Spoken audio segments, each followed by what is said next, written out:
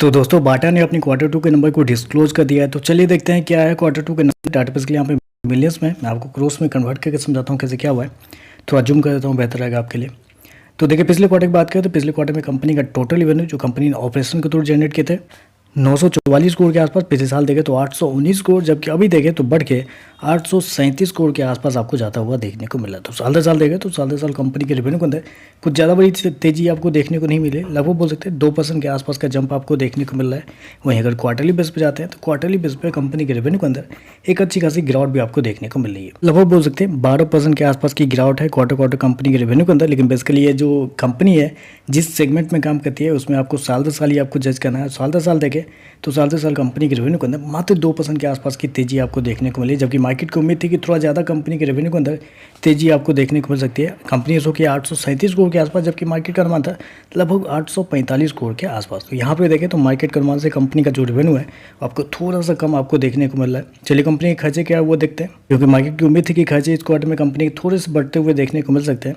तो देखिए पिछले क्वार्टर में कंपनी ने 877 करोड़ खर्च किए थे, पिछले साल 747 करोड़ के आसपास, जबकि अभी देखें तो कंपनी खर्चे लगभग 784 करोड़ के आसपास आपको देखने को मिले। तो खर्चे देखें तो खर्चे सच में यहाँ पे आपको ज़्यादा देखने को मिल रहा है। हालांकि मार्केट का अनुमान भी था कि खर्चे थोड़े से बेहतर ज़्यादा और देखने को मिल सकते हैं इस क्वार्टर में।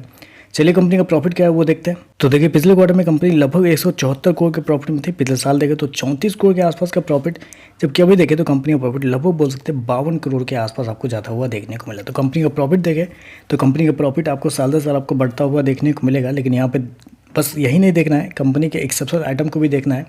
क्योंकि पिछले साल क्या हुआ था, पिछले साल कंपनी को एक्सेप्शनल आइटम में लगभग 40 करोड़ का नुकसान हुआ था, जिसकी वजह से कंपनी का नेट प्रॉफिट आपको गिरता हुआ देखने को मिला। जबकि पिछले क्वार्टर में 133 करोड़ का फायदा हुआ था एक्सेप्शनल आइटम में। क्योंकि एक्सेप्शनल आइटम हटा के देखते हैं आप तो पिछले साल 87 करोड़ का प्रॉफिट था, जबकि अभी देखें तो गिर के लगभग 70 करोड़ के आसपास कंपनी का जो प्रॉफिट है वो आपको जाता हुआ देखने को। तो एक्सेप्शनल आइटम से पहले देखें तो कंपनी का प्रॉफिट साल दर साल आपको गिरता हुआ देखने को मिल रहा है, और क्वार्टर भी देखें तो वहाँ पे भी आपको गिरता हुआ देखने को मिल रहा है। कंपनी का नेट प्रॉफिट क्या है इस क्वार्टर में, कंपनी का नेट प्रॉफिट है लगभग 52 करोड़ के आसपास का प्रॉफिट इस क्वार्टर में कंपनी शो किया, जो कि मार्केट का अनुमान था लगभग 55 करोड़ के आसपास। तो यहाँ पे भी देखें तो मार्केट के अनुमान से कंपनी का जो प्रॉफिट है आपको थोड़ा सा कम आपको देखने को मिल रहा है। चलिए कंपनी का ईपीएस क्या है वो देखते हैं। पिछले क्वार्टर में 13.5 रुपये, पिछले साल 2 रुपये 61 पैसे, अभी देखें तो 4 रुपये के आसपास आपको देखने को मिल रहा है। तो ईपीएस बेसिकली नेट प्रॉफिट के ऊपर कैलकुलेट किया जाता है, और नेट प्रॉफिट के अंदर आपको एक्सेप्शनल आइटम सारा कुछ आ जाता है, इस वजह से आपको बढ़ता हुआ देखने को मिल रहा है।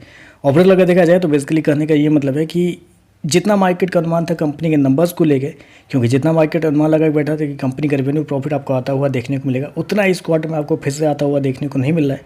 थोड़े से कमजोर नतीजे आप कह सकते हैं मार्केट के एक्सपेक्टेशन के हिसाब से। तो चलिए बस आज के लिए बस इतना ही। वीडियो पसंद आए तो लाइक कीजिएगा, साथ में साथ चैनल को सब्सक्राइब जरूर कीजिएगा। धन्यवाद।